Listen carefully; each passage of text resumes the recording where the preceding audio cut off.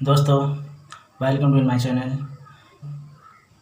We will discuss about position of, बोले तो स्थिति किसकी, पार्ट ऑफ स्पीच, जो संज्ञा, सर्वनाम, विशेषण, क्रिया, क्रिया विशेषण etc। और ये phrase, infinitive, participle, gerund, question word, negative word, बदले तो प्रश्नसूचक भाग शब्द, नकारात्मक सूचक भाग शब्द etc। तो स्थितियों के आधार पर कुल पार्ट ऑफ स्पीच और स्पीच सेंटेंस, बोलते उप सेंटेंस, जिसे वाक्यांश कहते हैं, कितने हैं, 15। और इसमें हम लोग केस 1 केस 2 पढ़ते हैं।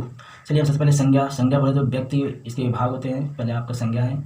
चलिए हम 15 बता देते हैं कौन कौन से हैं। संज्ञा, दूसरा सर्वनाम, तीसरा विशेषण, चौथा क्रिया, पांचवा क्रिया विशेषण। ओके, क्रिया विशेषण भाग। अब प्रीपोजिशन भाग कोई होगा, कंजक्शन भाग होगा किसमें, वाक्य में, इंटरजेक्शन भाग किसमें, वाक्य में, जिरंड भाग वाक्य में, इन्फिनेटिव भाग, पार्टिसिपल भाग, क्वेश्चन वर्ड भाग, निगेटिव वर्ड भाग, फ्रेज वर्ड भाग, और ये क्या है, उपवाक्य बोले तो क्लाज, फ्रेज भाग और क्लाज भाग। Okay, phrase, clause, negative, question, ये सब आपके भाग हैं। इनकी स्थिति कहाँ कहाँ वाक्य में हो सकती है वो हमें सब बताना है। तो आइए और भी विस्तृत जानकारी लें। जैसे संज्ञा में आपके होते हैं व्यक्तिवाचक संज्ञा, जातिवाचक संज्ञा, समूहवाचक संज्ञा, द्रव्यवाचक संज्ञा, भाववाचक संज्ञा। सर्वनाम में पुरुषवाचक संज्ञा, निजवाचक संज्ञा, निश्चयवाचक संज्ञा, अधिकारवाचक संज्ञा, संकेतवाचक सर्वनाम, प्रश्नवाचक सर्वनाम, संबंधवाचक सर्वनाम, अनिश्चयवाचक सर्वनाम, ये हो गया।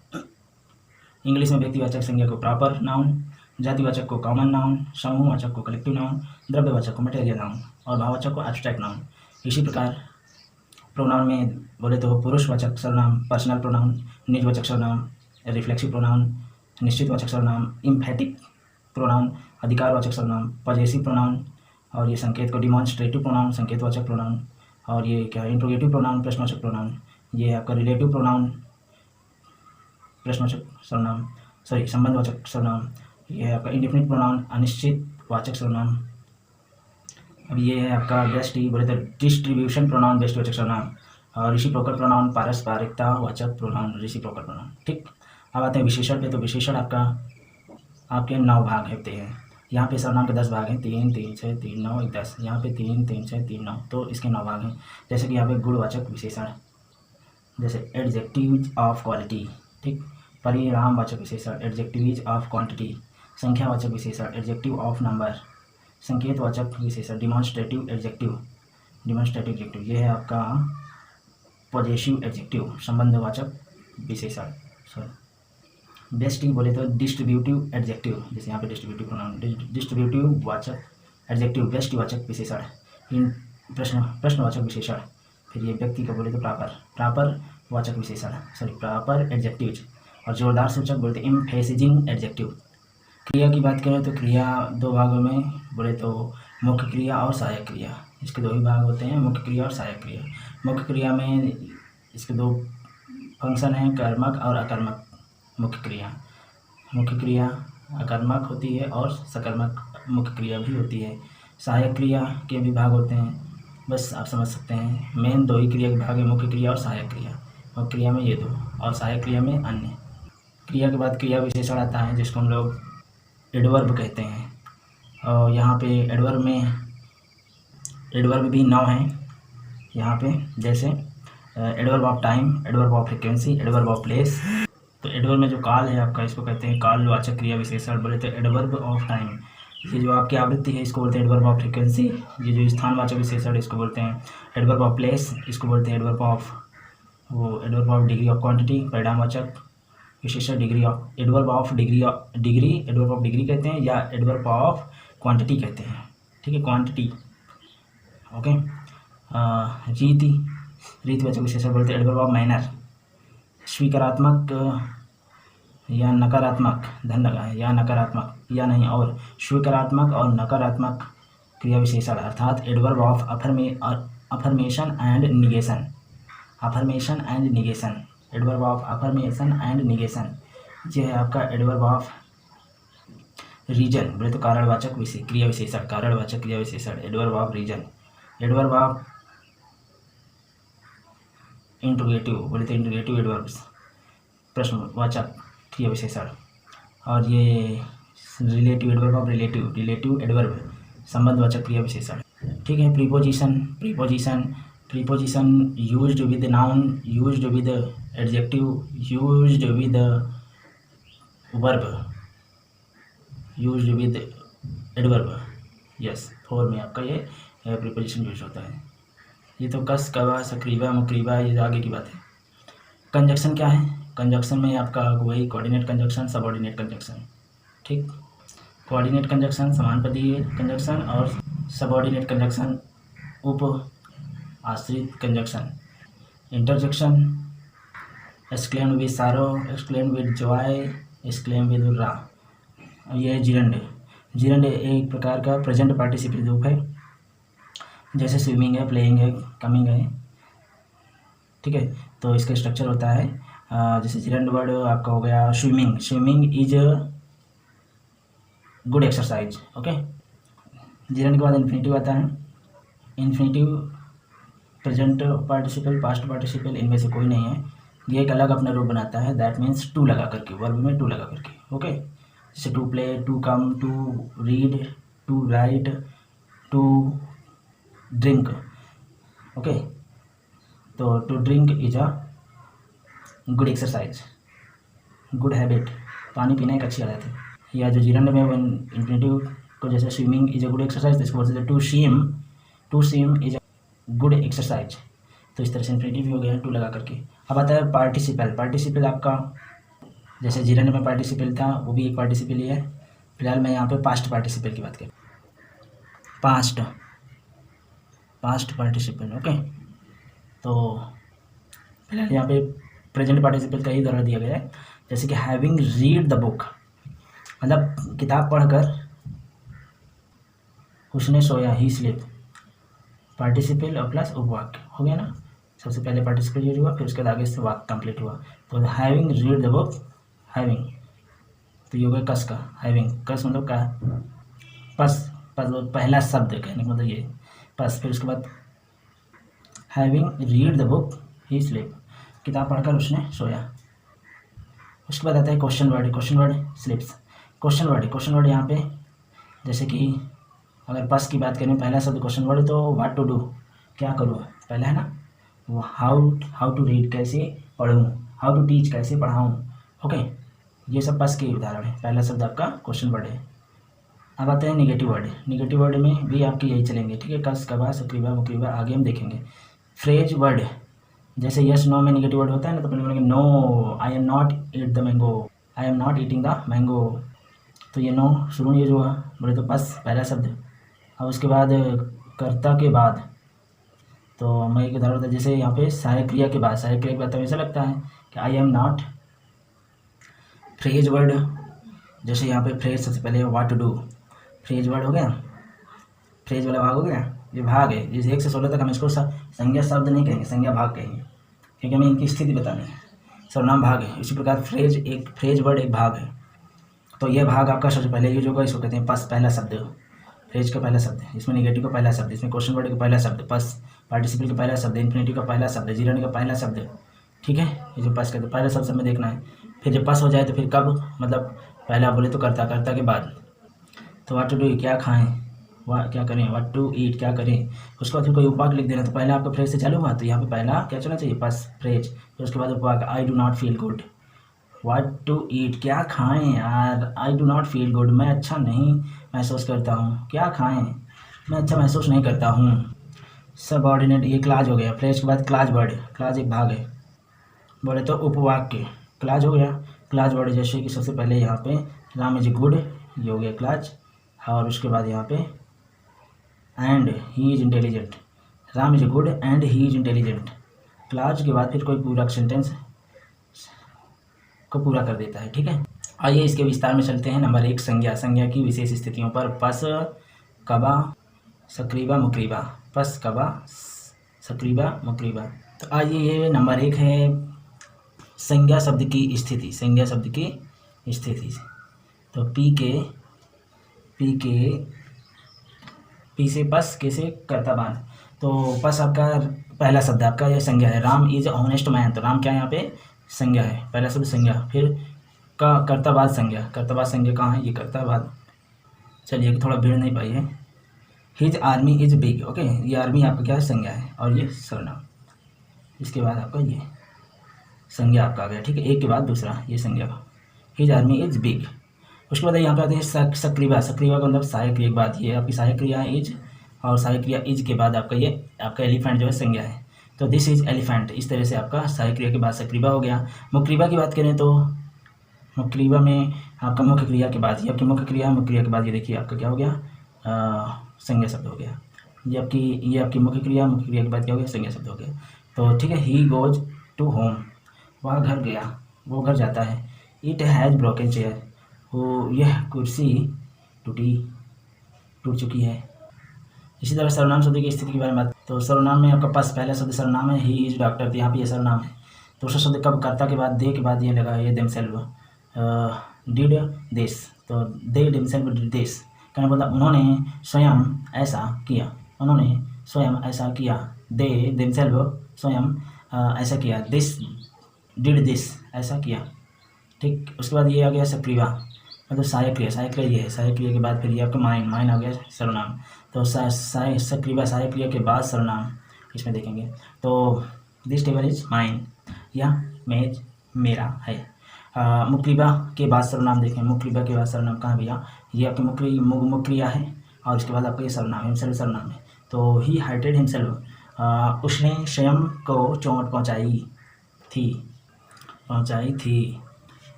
तो चाहे पास्ट में करो चाहे परफेक्ट में करो, परफेक्ट में सबूत जरूरी होता है, चुकी थी सबूत होता है। विशेषण शब्द की स्थितियाँ वाक्य में निम्नलिखित होती हैं। समार, तो पस विशेषण कहाँ है, ये है। कबा विशेषण कहाँ है, कर्ता के बाद विशेषण, पस विशेषण ये है, और कबा विशेषण ये है। सहायक क्रिया के बाद विशेषण ये है, मुख्य क्रिया के बाद विशेषण ये है। तो कब पहला शब्द कस, पहला शब्द पस, पहला शब्द सम आर होनेस्ट, कुछ ईमानदार है। कलर वाट, कलर क्या, डू यू लाइक, क्या कलर तुम्हें पसंद है, डू यू लाइक, ठीक है। क्या colour what colour what do you like, okay. I have some books, okay, बना दिए। मेरे पास कुछ पुस्तक है, I have some books. He ate all the food, उसने पूरा खाना खाया, he ate all the food, okay. अब आते हैं चौथा नंबर, क्रिया विशेषण। क्रिया होता है, पांचवा क्रिया विशेषण है, ओके। तो वाक्य में क्रिया विशेषण की स्थिति निम्न होते हैं, जैसे पस पहला शब्द क्रिया विशेषण, क्रिया नहीं विशेषण नहीं भाई, क्रिया पहला शब्द क्रिया का ये कम या इंप्रेटिव देखने को मिलेगा, ठीक है। और कबा कर्ता बाद, ये दूसरा आपका क्रिया सहायक क्रिया के रूप में, मुख्य क्रिया सहायक क्रिया, हमें बताया ना, इस क्रिया के भाग हैं, मुख्य क्रिया सहायक क्रिया। और आपका ये तो कबा हो गया, ठीक है, ये पस हो गया, ये कबा हो गया, और सक्रिया मुक्रिबा कहाँ है, ये आपका सक्रिया हो गया, ओके। यू विल रीड, ये भी हो जाएगा, I will read, I shall read. चलिए 5 नंबर देखते हैं, वाक्य में क्रिया विशेषण शब्द, ठीक है। क्रिया विशेषण शब्द की 3 विभिन्न स्थितियाँ। नंबर 1 पस, मतलब कि स्लोली रन, तो स्लोली ये पहला शब्द आपका क्रिया विशेषण का है, धीरे धीरे दौड़ो, स्लोली रन, स्लोली ईट, धीरे धीरे खाओ। अब उसके बाद आता है कबा, मतलब कर्ता के बाद, ये ऑलवेज आपका ये क्रिया विशेषण एडवर्ब है। He always goes to work by train, वह सदैव ट्रेन के द्वारा काम करने जाता है। कर्ता बाद हो गया, अब सहायक क्रिया के बाद आ जाए। सहायक क्रिया में देखिए, ये कर्ता बाद है, कबा हो गया, सहायक क्रिया के बाद ये सहायक क्रिया है, और मुख्य क्रिया के बाद ये मुख्य क्रिया के बाद मुक्रिबा हो गया, ठीक है। और ये आपका पस पहला शब्द हो गया, ये आपका कर्ता बाद हो गया, कबा हो गया, ये पस है, ये कबा है, ये सक्रीबा है और ये मुकरीबा है। पस क्रिया विशेषण, ये कौन सी क्रिया विशेषण है? ये कबा क्रिया विशेषण है, ये सक्रीबा क्रिया विशेषण है, सक्रीबा एडवर्ब है और ये मुकरीबा एडवर्ब है। ये कबा एडवर्ब, ये पस एडवर्ब। तो he always goes to work by train. और ये आपका सक्रीबा में she was much the wisest woman, वह बहुत बुद्धिमान औरत थी। मच प्लीज कम हेयर, मुकरीबा के बाद हो गया ना, प्लीज कम हेयर, कृपया यहाँ आओ। 6 नंबर है, वाक्यों में प्रीपोजिशन शब्द की अधिकतर देखिए कौन सी स्थितियाँ हैं। जैसे प्रीपोजिशन स्थितियाँ देखें हम, down to the ground, ground पर चलो, बस। अब उसके बाद कबा देखें, कबा कर्ता के बाद, कबा नहीं है, सक्रीबा देखिए यहाँ पे सहायक क्रिया के बाद अबाउट लगा है, ये आपका प्रीपोजिशन है। He is about to die, about जो है आपका प्रीपोजिशन है। अब सक्रीबा के बाद मुकरीबा देख लीजिए, मुकरीबा प्रीपोजिशन कहाँ पे है? तो ये आपका है मुकरीबा के बाद ये अबाउट पे लग गया है। जैसे व्हाट डू यू नो, क्या तुम क्या जानते हो, अबाउट दिस एक्सीडेंट, इस घटना के बारे में, ठीक है। तो इस तरह से आपका मुकरीबा हो गया, ये आपका प्रीपोजिशन मुकरीबा कहलाएगा। मुकरीबा के बाद what do you know about this accident, what do you know about this accident, तुम क्या जानते हो इस घटना के बारे में, ठीक है। तो यहाँ पे हो गया पस और सक्रीबा मुकरीबा। तो 7 नंबर में कंजक्शन आता है और 8वें में इंटरजेक्शन। तो हम कंजक्शन सब भाग की बात करें, वाक्य में कहाँ पे आएगा, तो किसका अभी कब वो पस कबा सक्रीबा मुकरीबा, पस कबा सक्रीबा मुकरीबा। तो पस कंजक्शन, कबा कंजक्शन, सक्रीबा और कंजक्शन और मुकरीबा कंजक्शन। तो कब, तो अगर हम पस की बात करें तो यहाँ पे ये है पहला शब्द आपका ये इफ़, ये हो गया आपका कंजक्शन। कौन सा? सबऑर्डिनेट के कोऑर्डिनेट। तो सेंटेंस पढ़ने पता लगेगा, ठीक है। ये यहाँ पे ऑल दो, एज दो, ये भी आपका कंजक्शन है। और यहाँ पे ये टू, ये भी आपका कंजक्शन है। तो ये आपका कैसा है आप समझ रहे हैं, देख कर बता सकते हैं। ये आपका मुकरीबा है, मुकरीबा के बाद, और ये आपका सक्रीबा है, सहायक क्रिया के बाद, ठीक है। और ये आपका पस है, पहला शब्द जंक्शन, कंजक्शन का पहला शब्द जंक्शन, सक्रीबा जंक्शन, मुकरीबा जंक्शन, ठीक है। सक्रीबा मुकरीबा। अब आते हैं, यदि तुम घर जाओगे या आओगे तो मैं घर पर ठहरूंगा, यदि तुम घर जाओगे आओगे तो मैं घर पर ठहरूंगा, रुकूंगा। If you come I shell stay at home, if you come I shell stay at home. यदि तुम घर आओगे तो मैं रुकूंगा, आई शैल स्टे एट होम। जैसे मुकरीबा में देखें, वह इस तरह बात करता है मानो कि वह बहुत पढ़ा लिखा है, वह इस तरह बात करता है मानो कि वो बहुत पढ़ा लिखा है। तो ही टॉक्स एज दो ही इज हाईली एजुकेटेड। तो अब इसकी हम देखें सक्रीबा, सहायक क्रिया के बाद, तो वह इतनी थकी है कि काम नहीं कर सकती। He is too tired to work, वो इतनी थकी है कि काम नहीं कर सकती। शी इज़ टू टायर्ड, वह इतनी थकी है। डोंट टू बी वर्क, काम नहीं कर सकती। 7 के बाद ये 8 नंबर आ गया। अब 8 में हमारा कंजक्शन के बाद इंटरजेक्शन होता है। इंटरजेक्शन की विभिन्न स्थितियाँ देखिए भाई, वाक्य में इंटरजेक्शन की विभिन्न स्थितियाँ क्या क्या हैं? पस कबा सक्रीबा मुकरीबा। तो देखिए इंटरजेक्शन के लिए मैंने आपसे बताया था एक्सक्लेमेटरी सारो, एक्सक्लेमेटरी जॉय एंड etc। आप कोई उदाहरण, इसके एग्जांपल देख करके आप इसको, पहला शब्द आपका इंटरजेक्शन हो, कर्ता के बाद दूसरा शब्द इंटरजेक्शन का हो, और सहायक क्रिया के बाद इंटरजेक्शन हो, और मुकरीबा क्रिया के बाद इंटरजेक्शन हो। तो ऐसा कुछ हो तो आप यहाँ भर दीजिएगा। 8 के बाद 9 नंबर में आता है। 9 नंबर वाक्य में जीरंड का भाग की स्थिति। पस जीरंड आपके पास है, reading is a good habit, पढ़ना एक अच्छी आदत है, ओके। कबा कर्ता के बाद बोले दूसरा वर्ड, यहाँ पे हमने लिखा, आप भर दीजिएगा। और सक्रीबा सहायक क्रिया के बाद ये भी हमने लिखा, आप भर दीजिएगा। मुकरीबा हमने लिख दिया है, हमें धूम्रपान करना पसंद नहीं है, हमें धूम्रपान करना पसंद नहीं है। तो we do not like smoking, ये आ गया आपका, ये क्या है, मुकरीबा के बाद आपका जीरंड लग गया। We do not like smoking, मुक्रिया के बाद जिरंड ये आ गया है। तो ये कौन सा जिरंड है? ये आपका जिरंड है मुकरीबा जिरंड। कौन सा? मुकरीबा जिरंड, मुकरीबा जिरंड। तो आप इसमें ढूंढ लीजिएगा सकरीबा जिरंड और यहाँ पे कबा जिरंड। ये जो कबा है इसको हम बोल सकते हैं 10, क्योंकि ऊपर वाला पास है तो ये वाला हो गया 10।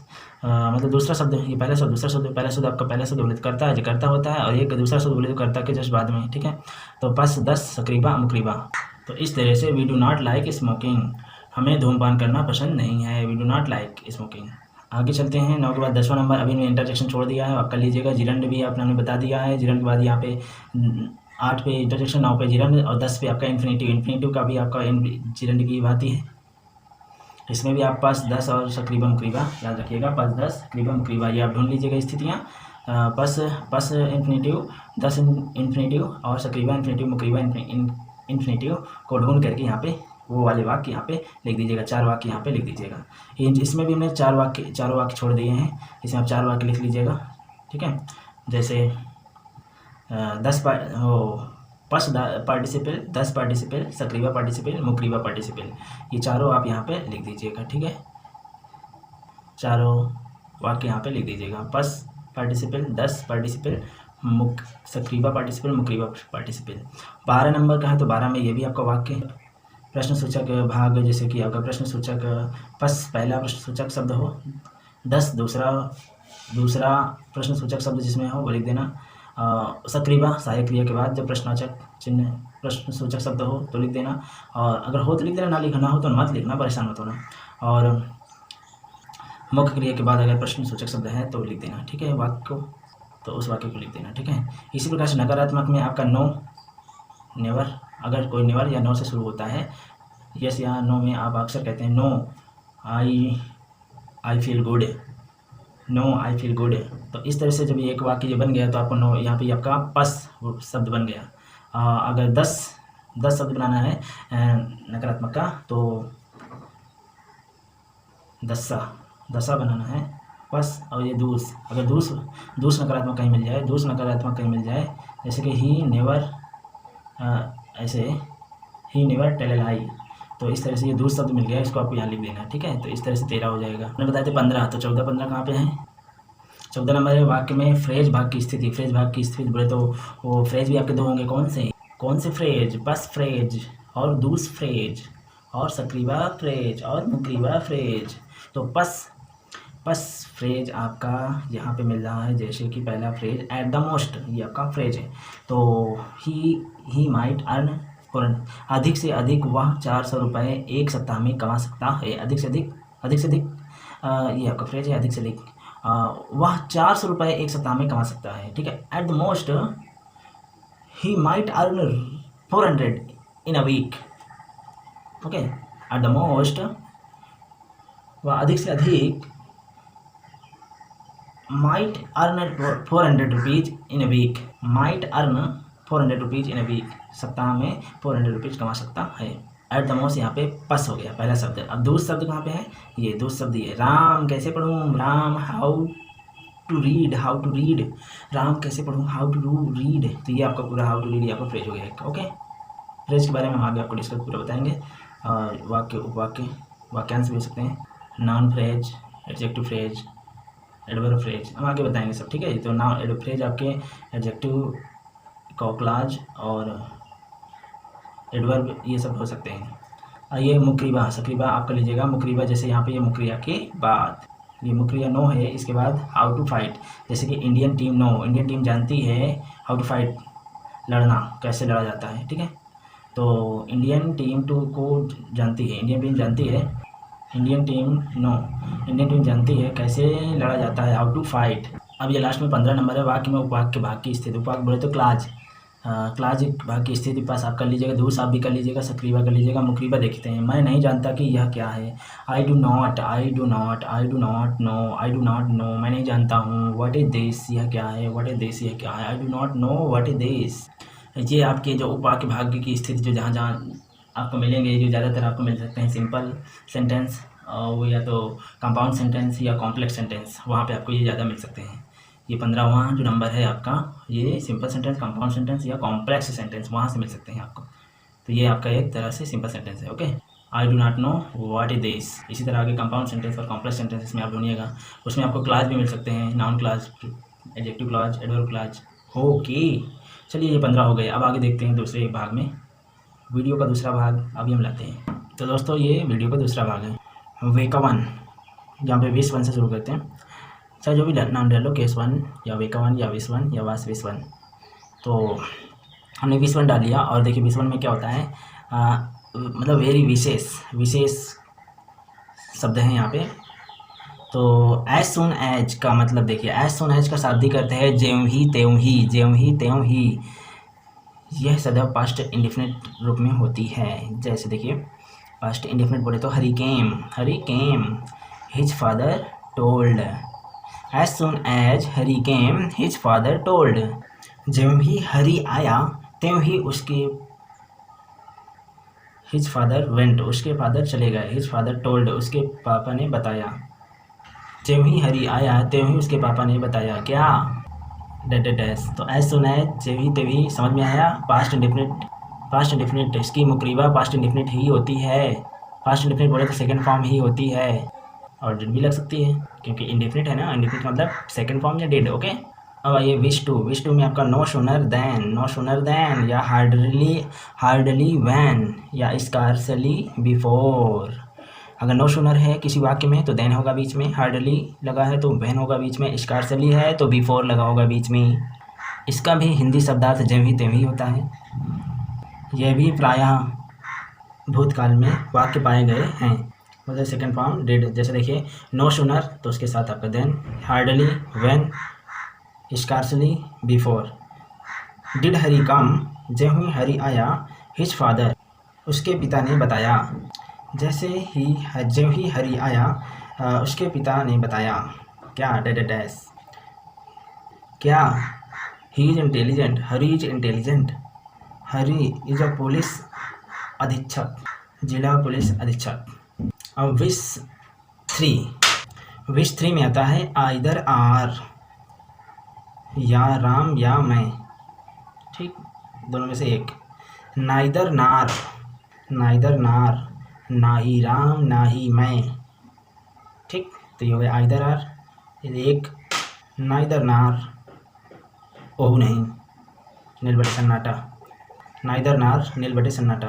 तो देखिए आइदर आर का मतलब होता है एक, तो बोले तो आइदर राम आइदर आई। तो अब इसमें राम या आई किस में से लगाएं, तो आइदर नाइदर वाले में, नील बटे सन्नाटा में, इनमें हमेशा क्या होगा कि बाद वाले कर्ता से ही क्रिया हेल्पिंग वर्ब लगेगी। बाद वाली क्रिया, बाद वाली कर्ता, जैसे दो कर्ता होते हैं, आइदर राम आर आई, दो कर्ता हो गए। यहाँ पे भी आइदर राम आइदर नार आई, नाइदर राम नार आई। तो बाद वाला जो कर्ता होता है उससे हम लगाते हैं, जैसे आई एम लग गया, आई सैल लग गया, ठीक है। तो आई एम गोइंग, या राम या मैं जा रहा हूँ, ठीक है। नाइदर राम नार आई सैल गो, या ना ही राम और ना ही मैं जाऊँगा, आई सैल। नाइदर ना राम नार आई सैल गो। यहाँ बाद वाले कर्ता से क्रिया लगती है, देखो लिखा भी है, ठीक है। बाद वाले कर्ता से, दो कर्ता होते हैं, यहाँ बाद वाले कर्ता से क्रिया लगती है, बाद वाले कर्ता से क्रिया लगती है, ठीक है। I am. अब आते हैं 25। नो लेस देन का शाब्दिक अर्थ कम नहीं, ऐसा ये होता है। तो यहाँ पहले वाले कर्ता, ठीक है, पहले आय कर्ता से क्रिया लगती है, जैसे कि नो लेस देन। देखो ये नाइदर नार नील बटे सन्नाटा, नो नाइदर नार नो लेस देन, उसी के साथ है नो लेस देन, नाइदर नार नो लेस देन, लेकिन उल्टा है, ठीक है। नार बाद में, वहाँ पे नो नाइदर नार या नाट, या नाट शुरू में, नाट लेस देन, नाइदर नार, यहाँ पे नाट शुरू में, नाट लेस देन। तो सब शुरू में है तो पहला कर्ता यहाँ पे चलेगा, ठीक है। यहाँ पे लिखा हुआ है, यहाँ पहले आय कर्ता से क्रिया लगेगी, जैसे कि Ram no less than we, ठीक है। तो Ram no less than we, तो नो लेस देन वी, तो यहाँ पे नॉट पहले है, नॉट लेस देन वी, तो पहले है तो पहले वाले कर्ता से होगा, ठीक है। पहले वाले कर्ता बोले तो राम, यहाँ राम से इज लगेगा, ये नहीं कि वी आर क्यों नहीं लगा है, ये मूर्खता नहीं करना है। Ram is, Ram not less than we is good, Ram हम लोगों से कम नहीं, राम हमसे कम नहीं है। Ram no less than we is, कम नहीं, अच्छा है, या इंटेलिजेंट है, या एजुकेटेड है, या फनी है या लंबा है।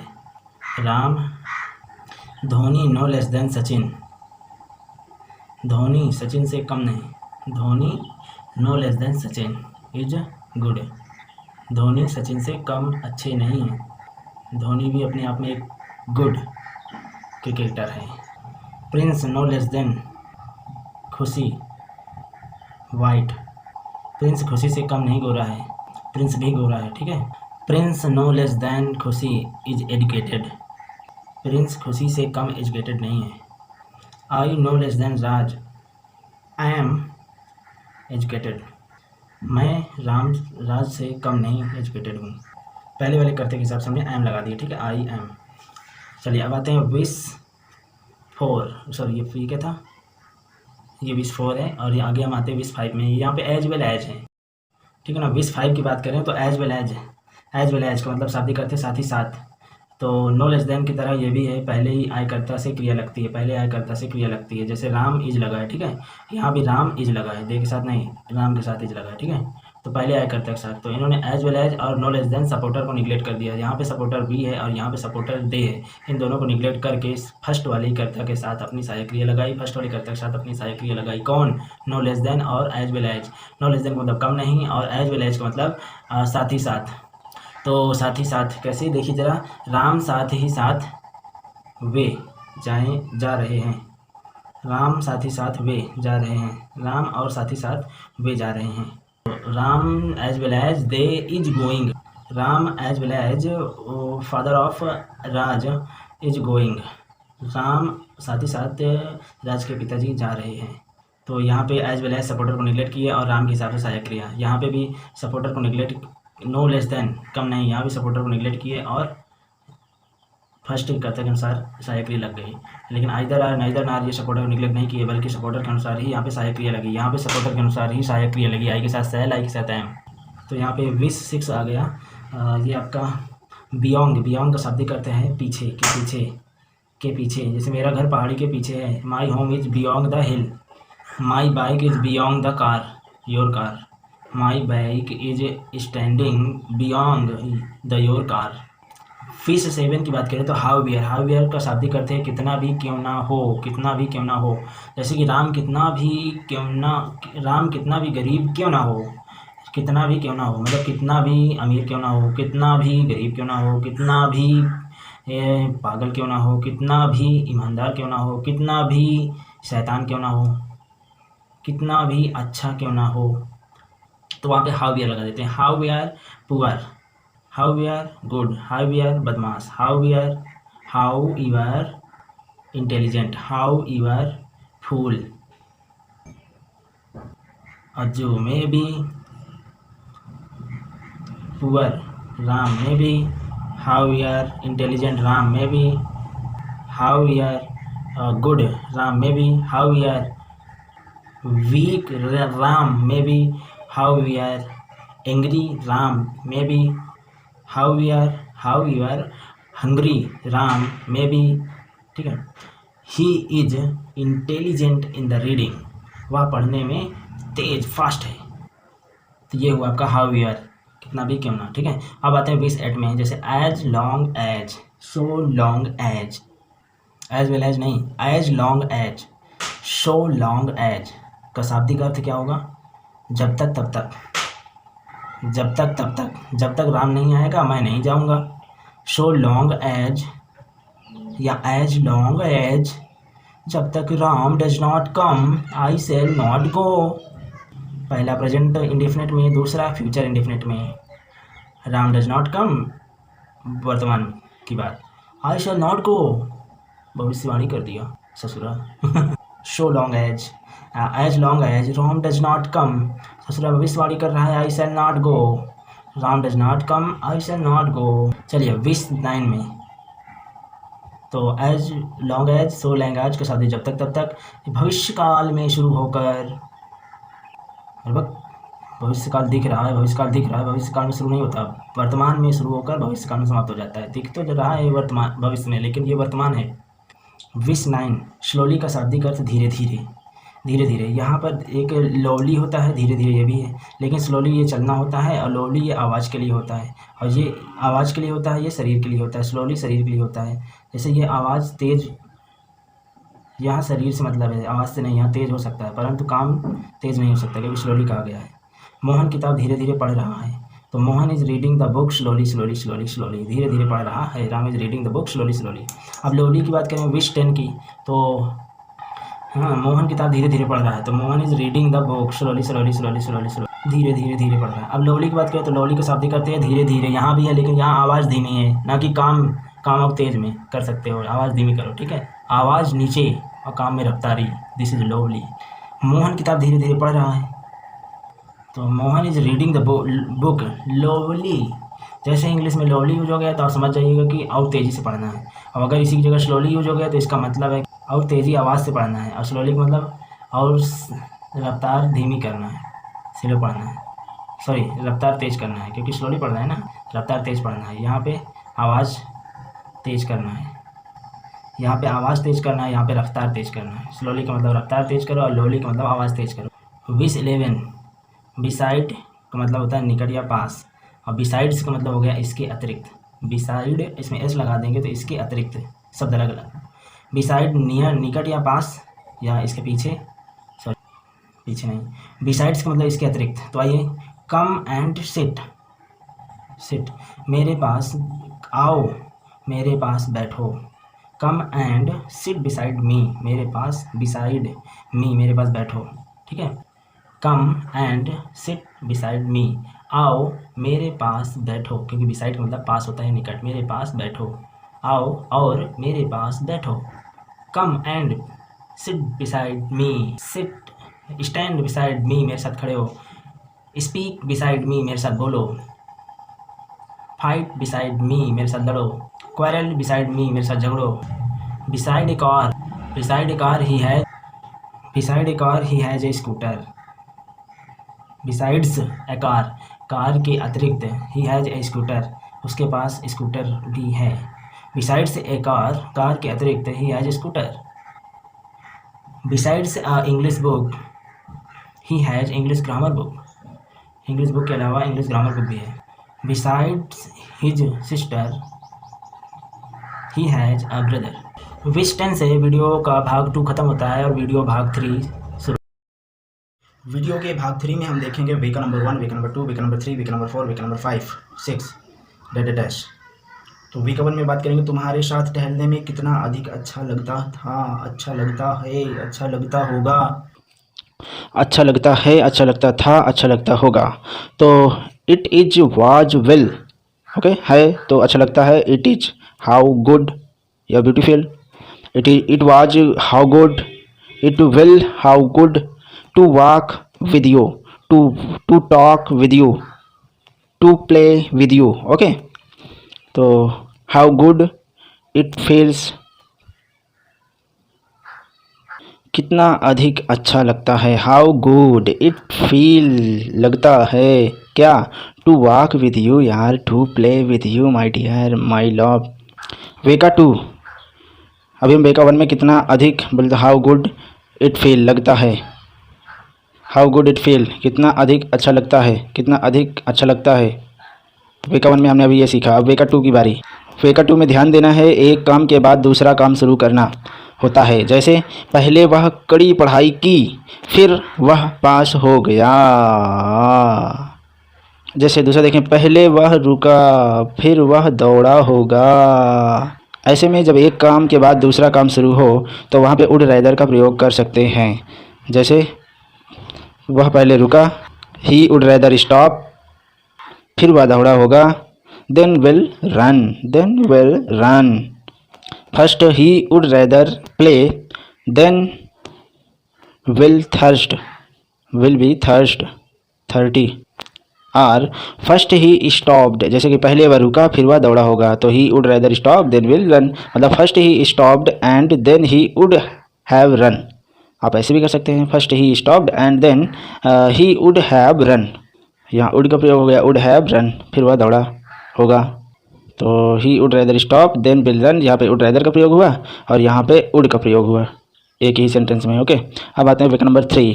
पढ़कर बोले तो हैविंग रीड, तोड़कर बोले तो ब्रेकिंग, एज ए जिरंड, ये एज ए पार्टिसिपल है, ऑन आफ्टर, या होकर का मतलब बीइंग, कहने का मतलब बीइंग की मीनिंग हो सकती है होकर, ब्रेकिंग का मतलब होता है तोड़कर, या टू ब्रेक का मतलब भी तोड़कर, ऑन आफ्टर तोड़कर, हैविंग रीड पढ़कर, जैसे किताब पढ़कर सोया था, कहने का मतलब having read the book he had slept, किताब पढ़कर हैविंग रीड द बुक, सोया था ही हैड स्लेप्ट। ओके, तो या इसे कह सकते हैं he had slept after reading the book, he had slept and after reading the book, पहले वह पढ़ा और उसके बाद फिर वो आफ्टर रीडिंग द बुक, किताब पढ़ने के बाद या किताब पढ़कर पश्चात, ही हैड स्लेप्ट वह सोया था, वह सोया था किताब पढ़ने के बाद। विकल्प नंबर 4, लेट का प्रयोग दूसरों के आदेश हेतु होता है। तो लेट प्रयोग होता है जब लेटेस्ट का मतलब सलाह और आज्ञा। पहली बात, लेट का प्रयोग दूसरों के आदेश हेतु होता है। दूसरी बात, लेटेस्ट का प्रयोग सलाह आज्ञा होता है। तीसरी बात, लेट वर्ब के सदैव बाद, लेट जो एक वर्ब है, लेट एक प्रकार का वर्ब है, लेट मीन देना एक वर्ब है, और इस वर्ब के बाद, लेट वर्ब के बाद ऑलवेज सदैव सदैव सदैव क्या आता है, क्या आता है, क्या आता है, क्या आता है, कर्म और कर्म सर्वनाम का प्रयोग होता है। बोले तो ऑब्जेक्ट आता है या ऑब्जेक्टिवल प्रोनाउन आता है, कर्म या कर्म सर्वनाम आता है। तो जो लेट का जो तीसरा नंबर लाइन है ये बहुत इंपॉर्टेंट है कि आपका लेट वर्ब के बाद हमेशा क्या होता है, कर्म आता है, ऑब्जेक्ट आता है। तो आइए पहले जैसे आदेश हेतु होता है तो आदेश कैसे कैसे होते हैं देख लीजिए ज़रा। उसे बस से जाने दो, उसे जाने नहीं दिया, मैंने उसे जाने दिया, उसे जाने दो। तो जैसे उसे बस से जाने दो तो let them go by bus, let them go by bus. उसे जाने नहीं दिया, did not let, didn't let him go, मैंने उसे जाने दिया, आई लेट हिम गो, मैंने उसे जाने दिया, आई लेट हिम गो, उसे जाने दो, लेट हिम गो। तो ये तो हुआ लेट के पहली लाइन के ये सारे उदाहरण हुए। लेटेस्ट के कोई उदाहरण यहाँ पे नहीं है, तो लेटेस्ट के ये दूसरे, ये हैं लेटेस्ट के कुछ उदाहरण। जैसे हमें अंदर आने दो, सलाह और आज्ञा के लिए आने दो, आज्ञा हो गया, आज्ञा लेना देना, हमने क्या लिखा है, आज्ञा लेना आज्ञा देना, तो लेना देना, तो यहाँ पे ये दो उदाहरण है लेटेस्ट के। हमें अंदर आने दो, ये आज्ञा लेना हो गया, और उसे वहाँ जाने दो, ये आज्ञा देना हो गया। तो ये हुआ दूसरी लाइन का उपयोग, और तीसरी का तो बम्फर उपयोग होता है, समझ गए। पहली के ढेर सारे हैं ये उदाहरण। तो हमें अंदर आने दो, लेट अस कम इन, ठीक है, आज्ञा लेना, और उसे वहाँ जाने दो, लेट हिम गो देयर, उसे वहाँ जाने दो, लेट हिम गो, उसे जाने दो, उसे वहाँ जाने दो, लेट हिम गो देयर। उसे यहाँ अंदर आने दो, इसका क्या होगा, लेट हिम कम इन हेयर, उसे यहाँ अंदर आने दो, लेट हिम कम इन हेयर। आइए विकल्प नंबर 5, ऐसे वाक्य जहाँ एक वाक्य में दो दो टेंसों का प्रयोग हो, एक साथ WHO के कारण हो। तो देखें ज़रा, जब दो दो टेंसों का प्रयोग करते हैं किसमें, किसके साथ, WHO के साथ।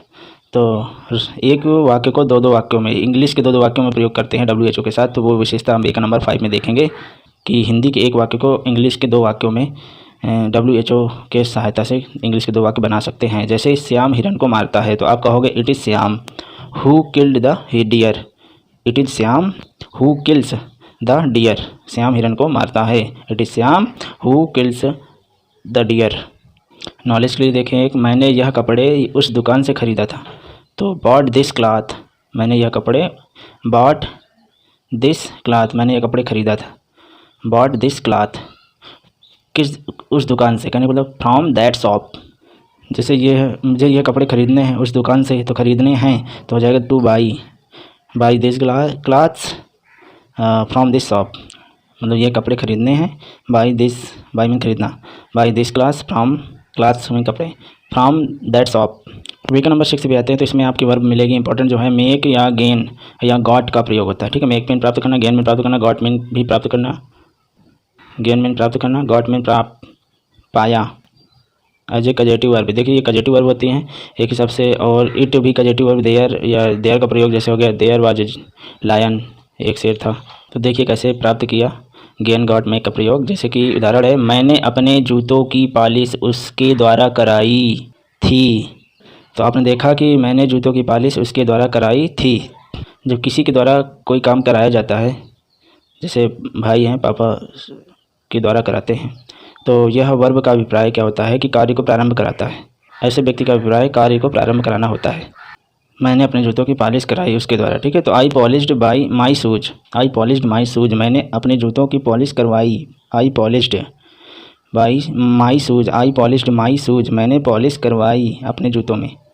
बाई किसके द्वारा? हिम, उसके द्वारा, बाई हिम। तो आई पॉलिश्ड माई शूज, मैंने अपने जूतों में पॉलिश करवाई बाई हिम। ओके, इसी को या ऐसे कर सकते हैं, पॉलिश्ड हो गया, गॉट बोले तो थर्ड फॉर्म। अब यहाँ पे मेड का प्रयोग सेकंड फॉर्म भी कर सकते हो, third, make, made, made. Okay, तो आई मेड हिम, मैंने उससे करवाई। आई मेड हिम, तो मेड क्या कजेटिव वर्ब है, आई मेड हिम, मैंने उससे करवाई पॉलिश, ठीक है। I made him polish my shoes, अपने जूतों में। I made him polish, I made him, मैंने उससे करवाई पॉलिश, क्या? I made him polish, polish my shoes. I made him polish my shoes, I made him polish my shoes. जैसे और अपने जूतों में पॉलिश करवाई, दूसरे द्वारा करवाया गया ना। तो जैसे मेरी यह शर्ट पापा के द्वारा खरीदी गई है, ठीक है। मेरी यह शर्ट पापा के द्वारा खरीदी गई है। मेड पापा, आई मेड पापा, मैंने पापा से करवाया। मेड पापा, करवाया। बाई दिस शर्ट, करवाया। बाई दिस शर्ट, यह शर्ट खरीदवाया। आई मेड पापा, मैंने पापा हुआ, मैंने पापा से हुआ, मैंने पापा से हुआई, क्या? By this shirt, I made पापा, आई मेड पापा बाई दिस शर्ट। मैं उससे किताब पढ़ना सीखता हूँ, मैं उससे किताब पढ़ना सीखता हूँ। मैं उससे हूँ, हुआ, मैं उससे हुआ, क्या? आई मेक्स हिम, मैंने उससे हुआ। आई मेक्स हिम, क्या? पढ़ना बोले तो learn, to read book, learn, क्या? लर्न, पढ़ना। आई मेक्स हिम, क्या? लर्न टू रीड बुक, पढ़ना, किताब। मैं उससे हुआ, क्या हुआ? सीखता हुआ। लर्न, सीखना, क्या सीख रहे हैं? To read book, learn book, book सीखता हूँ, नहीं, टू रीड बुक, किताब पढ़ना सीखता हूँ। दो देखिए ना, पढ़ना सीखता, पढ़ना सीखता, तो सीखता read, to learn to read, पढ़ना सीखता हूँ, तो सीखता बोले तो लर्न टू रीड, पढ़ना सीखता, सीखता, पढ़ना सीखता, read learn, read learn, read learn, translate में लर्न टू रीड, पढ़ना सीखता, पढ़ना सीखता, read learn, read learn, English में लर्न टू रीड। तो I make him learn to read, I makes him learn to read. तो और भी ऐसे ही आप वाक्य बना सकते हैं। ध्यान देना, जो पॉजिटिव वर्ब होते हैं कार्य को प्रारंभ कराना उनका उद्देश्य होता है, अर्थात दूसरों के द्वारा काम कराने का बोध होता है। उनके द्वारा दूसरों से या दूसरों के द्वारा उनका अभिप्राय होता है कि दूसरों के द्वारा काम कराने का पूर्ण बोध हो, दूसरों के द्वारा काम कराने का पूर्ण बोध हो, दूसरों के द्वारा काम कराने का बोध होता है, दूसरों के द्वारा, और साथ ही साथ दूसरों पर काम करने का भी बोध होता है, दूसरों पर काम करना। जैसे वह श्याम को रुलाता है, दूसरों पर काम करना, रुलाता है। काम करेंगे तो कोई निर्जीव वस्तु पे नहीं, सजीव वस्तु के ऊपर ही, ताकि वो परेशान हो। लोहे पे काम करें, लकड़ी पे काम करें, नहीं, मनुष्य पर काम करेंगे, मनुष्य पे काम करेंगे, मतलब लड़की पे काम करेंगे। जैसे कि वह श्याम को रुलाता है, तुम श्याम को रुलाते हो। यू मेक्स श्याम, वह श्याम को रुलाता है। He makes Shyam to weep, मैं बच्चों को पढ़ाता हूँ। I makes children to teach, मैं बच्चों को पढ़ाता हूँ। I makes children to teach, वह अपनी बहन को चिढ़ाता है। He makes his sister to irritates, he makes his sister to irritates, IRRI irritates, TETES। और के लिए देखें बियॉन्ग का प्रयोग, ऊपर एक वाक्य और रह गया। जैसे मैंने एक पत्र अपनी बहन के द्वारा लिखवाया है, मैंने एक पत्र अपनी बहन के द्वारा लिखवाया है। आई हैव गेट प्रेजेंट में ना लिखवाया है, अगर लिखवाया था तो गाट हो जाता, आई हैव गॉट। तो लिखवाया है प्रेजेंट में, तो I have get a letter written by my sister, I have get a letter, मैंने एक पत्र, हुआई है क्या, रिटन लिखवाई है, I have get a letter written, एक पत्र हुआई है मतलब लेटर रिटन, लेटर रिटन पत्र लिखवाई है। तो इसको हमने पहले बता दिया है, लेकिन अभी आप ध्यान दीजिए, कुछ संशोधन कराए हैं बियॉन्ग का प्रयोग में। मेरे पापा पहाड़ी के पीछे हैं, ऐसा नहीं है, पहाड़ी से परे हैं, ठीक है। मेरे पापा पहाड़ी से परे हैं, मतलब अनभिज्ञ हैं। जैसे माई फादर इज अनभिज्ञ the hill, my father is beyond अनभिज्ञ, ठीक है, बियॉन्ग द हिल। तो ये आपका वर्ब बिना वर्ब वाला संज्ञावी वाक्य है, ओके, बिना वर्ब वाला। लीव मीन छोड़ना होता है, LEAVI लीव, और LI हो जाए तो रहना होता है। लीव मीन दबाना या छोड़ना। वह अगले दिन रवाना होगा या अगले दिन छोड़ देगा। He will London next day, वह अगले दिन लंदन को रवाना होगा। ही लीव कानपुर नेक्स्ट डे, वह अगले दिन कानपुर जाएगा या कानपुर को रवाना होगा, ठीक है, कानपुर को रवाना होगा। यहाँ पे लाइव का प्रयोग नहीं होगा, बस बताया जा रहा है कि लाइव का मतलब होता है रहना, ठीक है, LIV। तो ही will leave London next day, he will leave London next day, will लगेगा क्योंकि यहाँ पे वर्ब है। तो ही will leave London next day, he will leave Kanpur next day, अगले दिन कानपुर को जाएगा, रवाना होगा। तो गो विल गो कह सकते हो या विल लीव कह सकते हो। लीव में रवाना छोड़ना, जाना, तो जाना तो गो हो जाता है, लेकिन रवाना उसी का लीव, तो गो का यहाँ पे ये समानार्थी शब्द लीव है, रवाना होना। ही will leave Kanpur next day, he will leave college next day, वो अगले दिन कॉलेज को रवाना होगा। तो रवाना में आपका लीव ही लिखना है, ठीक है। गो का समानार्थी रवाना, मतलब पहले रुका था बहुत दिन से, फिर उसके बाद वो रवाना, अचानक रवाना होना है, तो वहाँ पे लीव का प्रयोग होगा।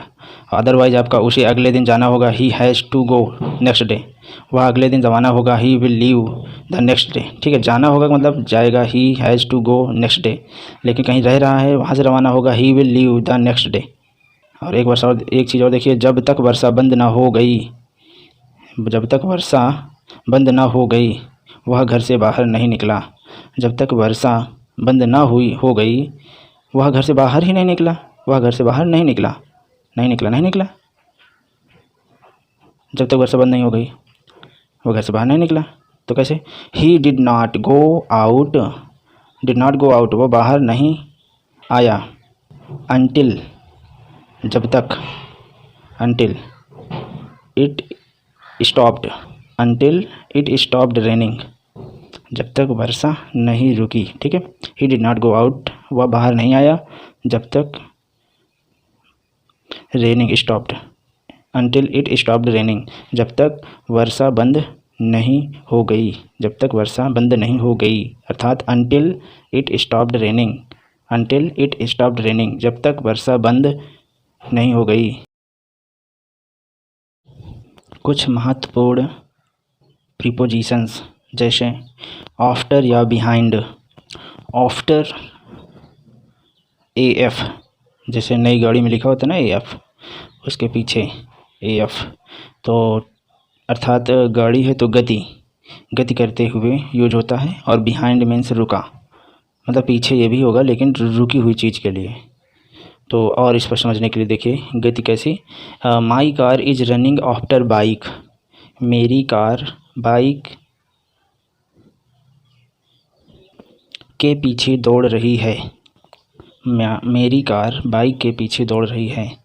तो गति है तो डैश की जगह आफ्टर भर देंगे, ठीक है। The doll stand behind chair, तो ये रुका हुआ है तो इसका चेयर के पीछे बिहाइंड, तो गुड़िया चेयर के पीछे खड़ी है। सेकंड पॉइंट, फ्रॉम या टू। फ्रॉम का मतलब प्रारंभ बिंदु और टू का मतलब अंत बिंदु।